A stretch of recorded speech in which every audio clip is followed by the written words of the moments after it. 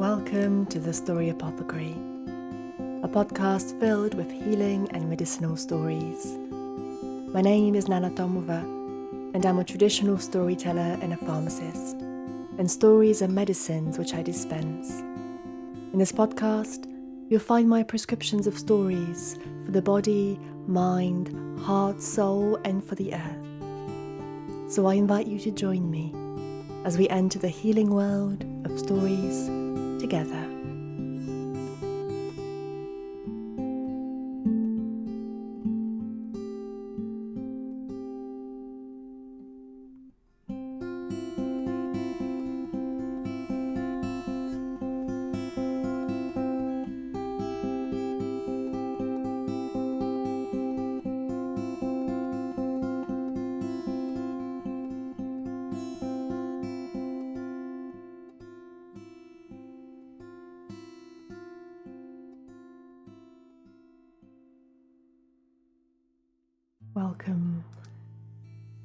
Welcome to 2023. This is the first episode. I hope that you have met this year well and that it has met you well back. It's taken me a few weeks to be ready to record something else. I forget how much the winter months, the dark nights slow me down and tell me to rest. And there is a real treasure when I lean into these feelings. We can't rest from everything. Sometimes, if we let the rest envelop us, we can find the treasures underneath.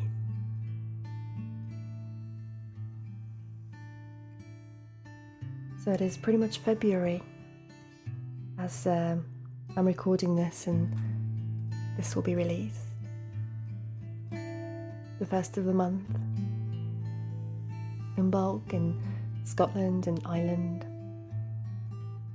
Snowdrops showing themselves, promises of spring, promises of a light returning. There has been light already, I think. I can of course only speak for myself. Little things. We uncover soil, maybe the way that you might do when you are digging to put a bulb underground. You find some treasure in the deep, dark earth. It is like that we're finding light. I've really enjoyed sharing thoughts about stories starting from this month. It's the first time I've held new ventures. And it's been so exciting. I was joyful, and I think the word that has been shared has been nourishing. The first one is the Story Apothecary Gathering, which is a gathering which happens once a month on a Thursday. And a few of us gather to discuss a story from this podcast. And the gathering is completely free, but the conversation is so nourishing.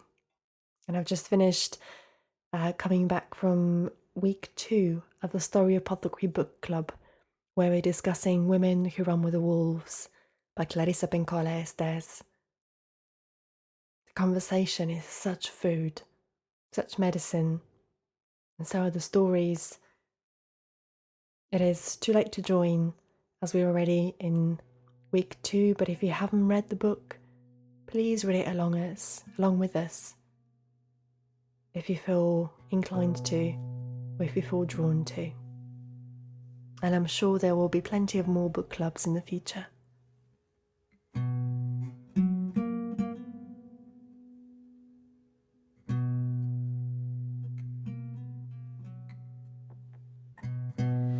For today's story, I wanted to share one with you, an old Bulgarian story which I have known since I was a little child. My first year of school, I think, where the story is looked, and I went home with this knowledge of the story and relayed it to all my family, and it was well known that this is how Young girls would grow up to be young women and good, successful wives. It is a terrible misogynistic story, and I have been working with it for the last year. It is a story that is familiar to, I think, every Bulgarian. This is the danger of a single story, or a single narrative, a single voice within a story.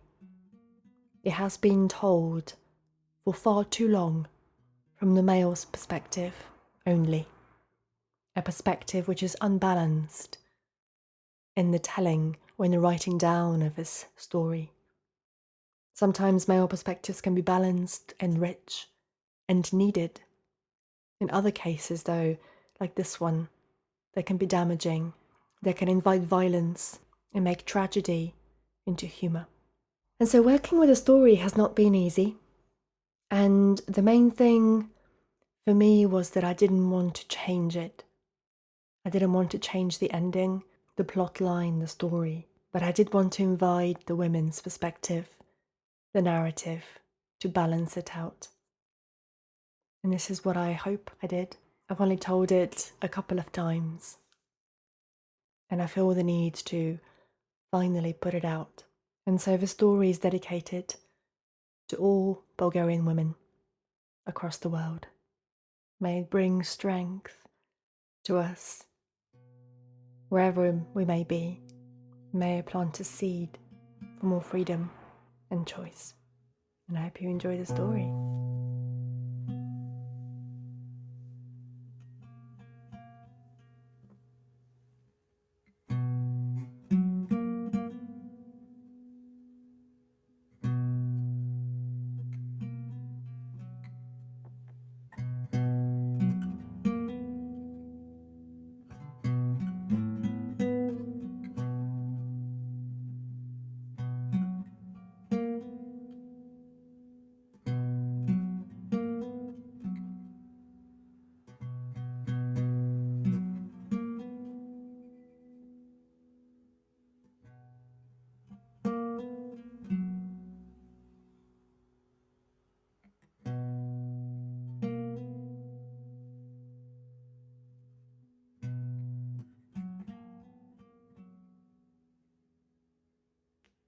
There was once a woman who loved to dream.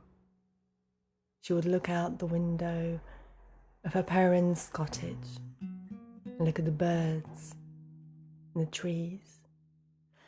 And in the morning, as the dew drops hung like tears from the grasses, she would remember the stories of the sun. And after it rained, she would watch the diamonds who bejeweled the leaves of the trees, the birch and the aspen. As she was young, she loved to run out and watch the wonder of the world and feel the grass beneath her bare feet, feel the sunlight on her skin, look at the moon in the daylight in her glorified silver beauty, watch the clouds as they travelled across the skies, know freedom of what it would be to roam the land, inhale the breath, feel the sun dance in the rain. She watched her mother bake the bread, tend to the fire, carry the water from far, wash the rugs in the river. She wondered, why didn't she roam the grasses with her bare feet, dance in the rain? With each moon she grew, until she was a young woman. As the days passed, this woman would walk in the pastures, and she would meet the eyes of a shepherd across the river, and the glances, well, they lasted longer and longer, whispers and words exchanged, and she was lucky that her parents and his parents let them marry for love. Time passed, as time often does. And well, the woman did what her mother and her mother's mother and her mother's mother did before her. She planned to have a child. The role of a woman in those days. She thought about her life, her fate, and how her life and her fate was the only thing that it could be. Marriage, a new house, a child, and a life full of dreaming about things that she could never have. She would sit in her house during the day and watch her husband go with his sheep across the land and roam, and all day he would feel the wind upon his skin and look at the brightness of the sun, and she would think, I want a life like this. I want to be able to feel the skirts with the wind inside them. I want to feel the caress of the sun upon my face. I want my hair to be made wild by the four winds of the land. But it was not a place of a woman. Her duties were of another kind, between four walls, contained, just like her spirit now. A married woman, a mother to be, she hoped. And as her belly became full like the moon, she waited. She prayed to the heavens, please, please let me have a boy, let me have a son, so that his fate is not the one that I had to endure. She would weep and she would pray, and sometimes as she baked the bread, her tears added the salt that her and her husband would then share. As her belly grew, she took off her wedding ring, put it on a string, and did what was taught to her. She let it hang and let it swing. If it would swing back and forth, it would be a boy and she would rejoice. But if it would go in a circle, it would be a girl and she would weep. And day after day, week after week, every time she tried with her wedding ring, her plaid gold band, it would go in a circle. It would draw the path of the moon, and she wept for the fate that her daughter had to endure. After 9 moons in the oceans of her mother, a girl was born. They named her Bogdana, the gift of God.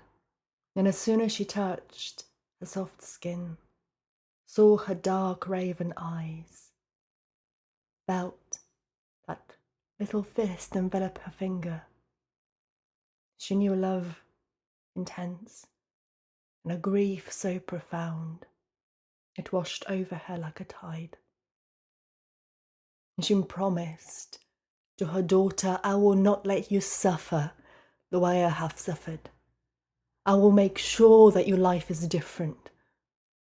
I will do everything I can to change your fate.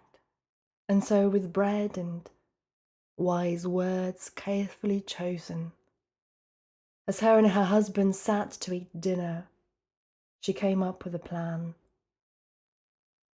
She spoke to him of hopes and dreams.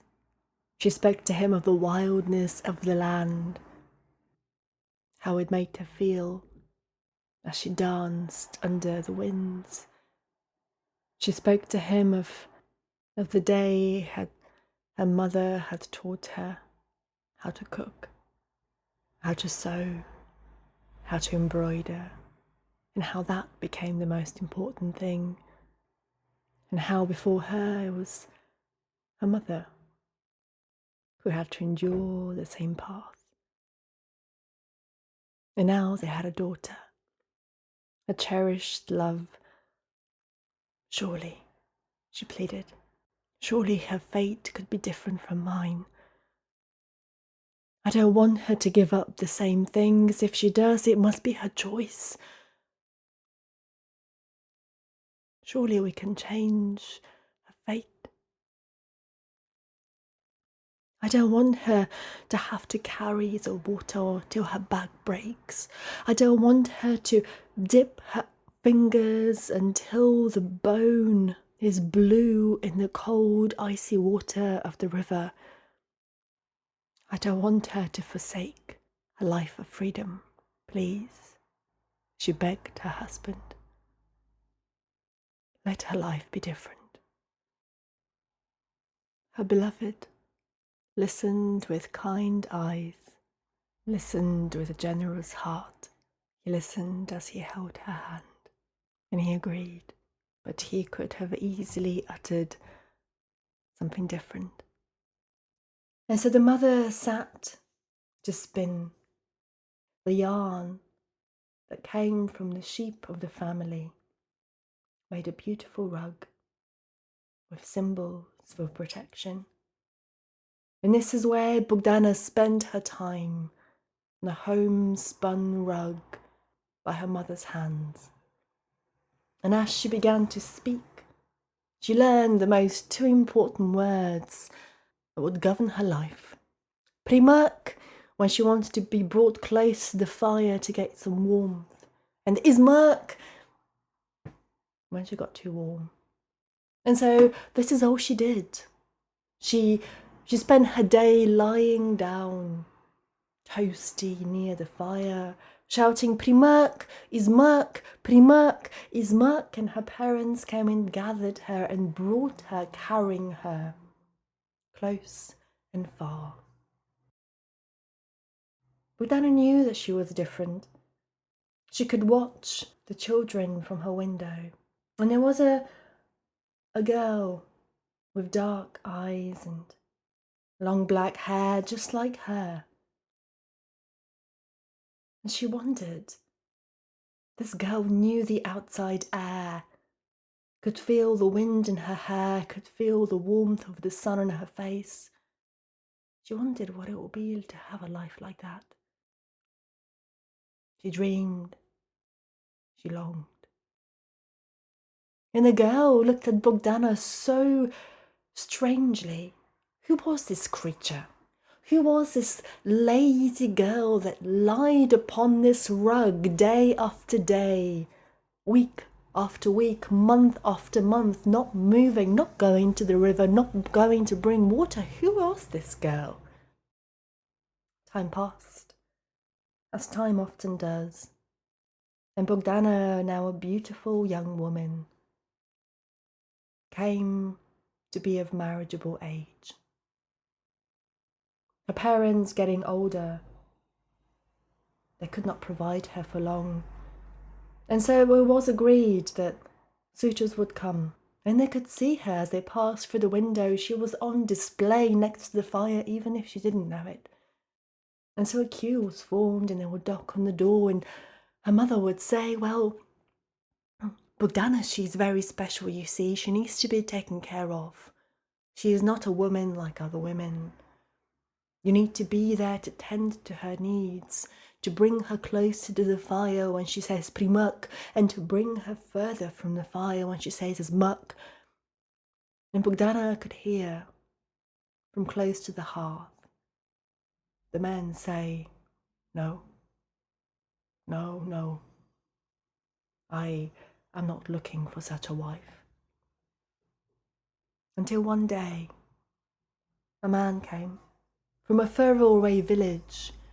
He wasn't known to the area, and he heard the requirements of Bogdana's mother, but instead of saying no, he said yes. I think this could work.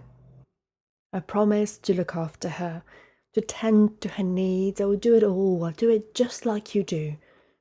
But more. The towing to, towing from, всичко ще направя. Примък, отмък. Даже още повече ще изслугувам от вас. Само дайте ми я. Дайте ми я. And I smiled, but I did not reach his eyes. But the mother so desperate to find a good home for Bogdana did not see, did not wish to see, did not have the heart to see. And so it was agreed. A date was set. Not a big wedding, a simple affair. And the morning came where Bogdana would leave her house, leave the safety of the place she had known all her life, the four walls which contained her so tightly, to go and live with a man, with friends. No. She knew very little about men, about duty, about marriage. Her mother told her about the expectations of the wedding night, but nothing could prepare her for it. The following morning, after her husband had made her his wife, he was kind to her.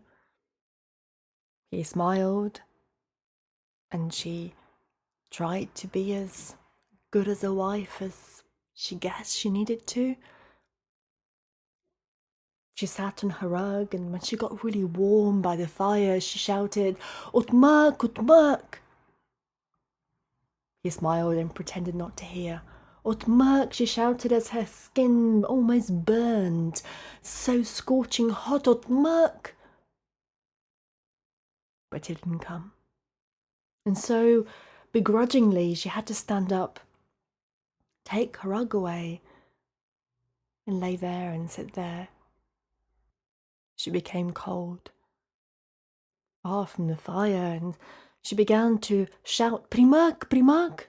But again her husband, he pretended not to hear her, so after a while, when she began to shiver and her teeth began to chatter, as nobody came over, she had to stand and pull the rug close to the fire herself. For the first time. It was odd, she thought. It feels good to do something for yourself. But she couldn't comprehend. Such a change. So many questions. None of the answers. One morning, not long after, as Bogdana was laying on her rug, her husband, he approached her, looked at her, looked at the rug which she had brought with her, spun by the hands of her mother. He said to the rug, "Today, you must bring me food to the field. Do you understand? Хем да бързаш. Много ще бъде гладен. Постелко, чуваш ли ме? So you make sure to bring food to me as I work hard." And he smiled at his wife, and he left. Bogdana lay upon that rug. She looked at the rug, seeing it like for the very first time almost, and she said to the rug, "Do you hear? Listen, do you hear? My husband, he spoke to you. Please go. Just go and make some lunch." But the rug, of course, did not move. And she pleaded with her rug once more, but the rug did what the rug did best, and lay upon the ground.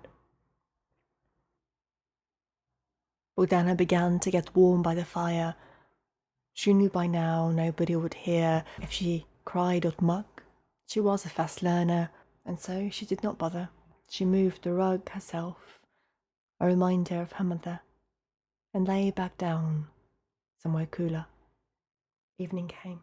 The sun went down behind the mountains and the trees. Her husband came. She was so scared for the rug. Hungry he was, his hands full of calluses, his forehead creased. He looked at her. He looked at her rug. "You didn't bring me lunch," he said, speaking to the rug. "I told you." Looking at Bogdana, he asked her, "Why didn't you tell your rug? Why didn't you tell her to bring me some food, some bread?" Думах и мъжо, ама тя не ме слуша. Тя даже не мръдна, his wife explained.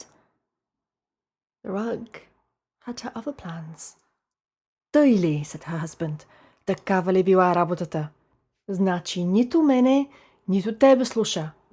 Then I'll have to teach her a lesson." He took the rug upon Bogdana's back, took a stick and began to beat the rug, and as he beat it, Bogdana shouted, "Oh, it hurts! It hurts you beating the rug, but it's me who's suffering." "Bear it, woman," he said, "bear it." "Търпи, жена, търпи. Да натупам хубаво, че да ме слуша." Let me teach the rug a lesson. After he had finished beating the rug, They had dinner. Something simple, watery, for she had not cooked a meal. No one had taught her how. The following day, he said the same thing to the rug. Postelko, them is godfish. Take me some food. Smiled at Bogdana and left. She pleaded with the rug, please, please get up. Please make my husband some food, because yesterday he beat you and it hurt me. But the rug lay there, not moving. That night, the same thing happened. Małkolecie bezczesności. He beat the rug upon her back. Bear it, woman, bear it, he would shout. On the third day, Bogdana did not wait for the rug to make her husband's lunch. She got up and cooked. She brought it to the field, walking unfamiliar paths, frightened, scared. She felt the wind upon her face and the sun caress her skin. Some time after, he again spoke to the rug. Postelko, nadvečer da izlezeš, da mu posrešniš to ci šmata. Meet me at the fountain, he told her. As the sun set, Bogdana looked at her rug, and again she said to her, Stavaj da posrešniš možemi, нали ти заръчати? But again the rug did what rugs do best. In the evening, the master of the house came back from work, looked at the rug angrily, and began to speak to her. Нали ти поръчах да излезеш да ме срещнеш? Я чакай да те натупам, да те види няма ли да започнеш да ме слушаш. And again he put the rug on Bogdana's back and began to beat her with his stick. Оставия, мъжо, оставия. Bear it, woman. Ostavia, tomorrow, if she doesn't come and meet you, I'll do it myself. And so she met him the following day by the fountain. She had supper prepared for him also. She took the oxen and she led them home. And little by little, she learned. She learned how to avoid getting beaten. She learned how to avoid her own skin becoming black and blue like a tapestry. A year passed since the wedding, and her mother decided it was long enough for her to pay her a visit. They sat down to speak. Does your husband listen to you? Her mother inquired. Примък от мък, does he do what he promised? Няма нищо, мале. Ни примък, ни от мък, confessed the young woman. Ти остави това ми. He commands to my rug to cook him a meal and take it to the field, but she doesn't listen. And when he comes, he puts her on my back. Налага стояга, дето не е изпълнил заръчката му. And so it is. If I don't do what he says, then I get beaten. Said her mother.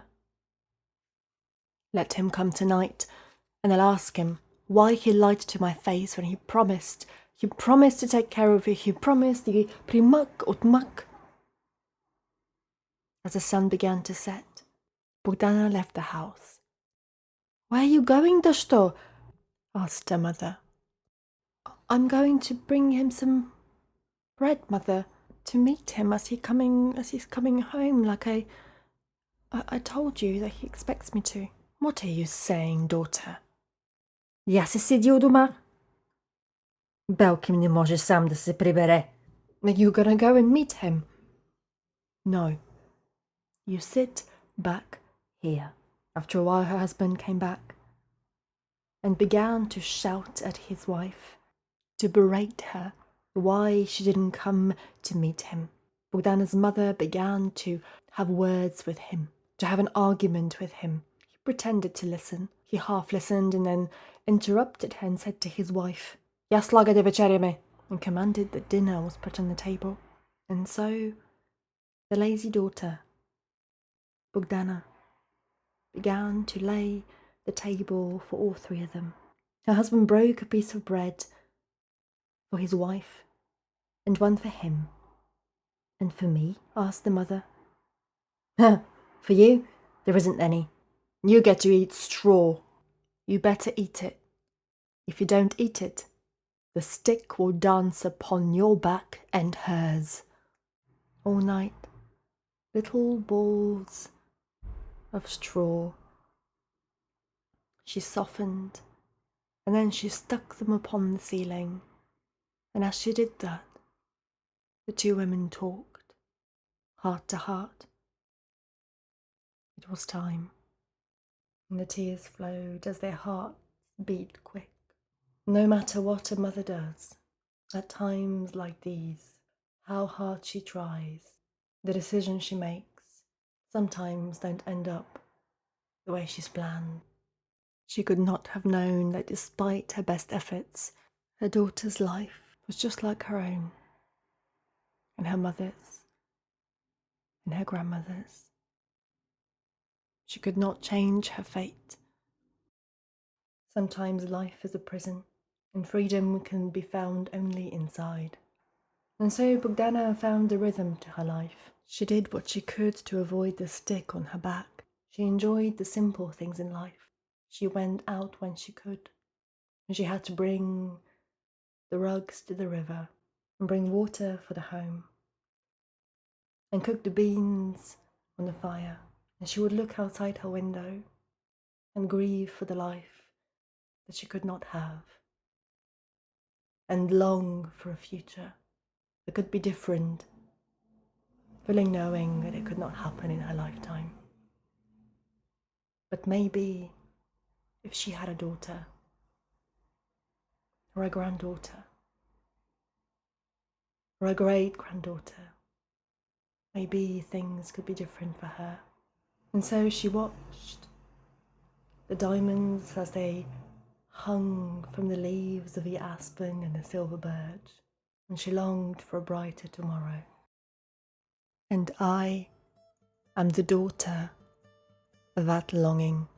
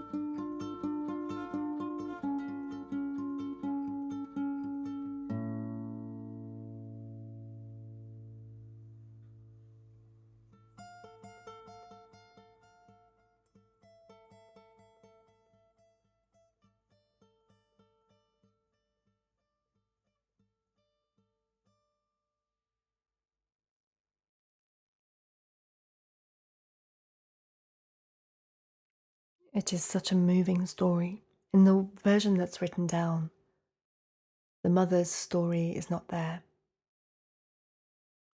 Anything before the birth of Bogdana is lacking. Her longing is not there. Her humanity is not there. Her emotion is not there. Neither are her hopes and dreams. Neither is the acknowledgement that maybe women do not like living in a certain way. And so I was left with the question of, why would a woman, a mother, do that to her daughter? Why would she decide that the best thing would be to teach her these words, primakutmak? What would drive a woman to do that? And the answer came: desperation. But when the world is not willing to bend, not willing to change, Is there any good in trying? Yes, I think we can at least try. It gave Bogdana some sense of knowledge, self, wisdom, compassion, opened her heart, opened her eyes, in a way that the written down story does not acknowledge. It is flat and two-dimensional, and nowhere does it ask, why? Bear it, woman, bear it. How funny. What a joke. It is a humorous story, really.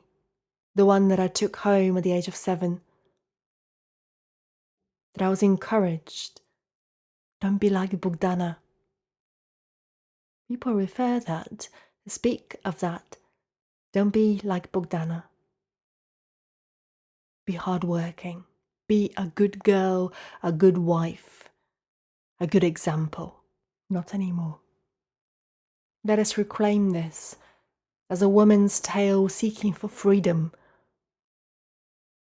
rather than a tale to squash women and tell them how they should behave to avoid being bitten. I am sure that there are people out there who are not the best pleased about the way that I have recounted the story or changed its message. Well, I say, too bad. Its message needs to change. Knowing that I'm recording this, there are thousands upon thousands of women through knowledge and skill, walking barely, breathing barely, speaking barely to avoid the stick dancing upon their back. And this story is for them too. One for collective freedom. A spoiled daughter through circumstance, through need for freedom, rather than woman's stupidity, longing for a brighter tomorrow. And I'm very grateful to my mentor, Shona Lee. Through her guidance and her course Wildwoods, I've been asking some very wise questions about this story. And without her guidance, I would not have been able to uncover its wisdom that was hidden in the depths of the story. Hers is a women tradition that is many thousands of years old. She carries about 3,000 stories passed from grandmother to granddaughter. I think it's very important to thank our mentors and teachers. So I'd like to acknowledge the gift she has given me.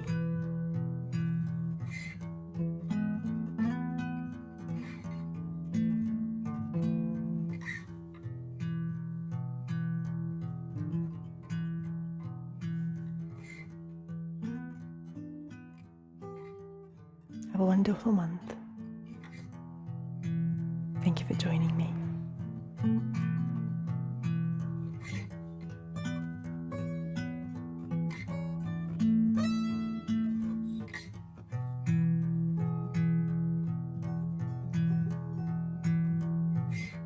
Thank you to In Feathers for the music.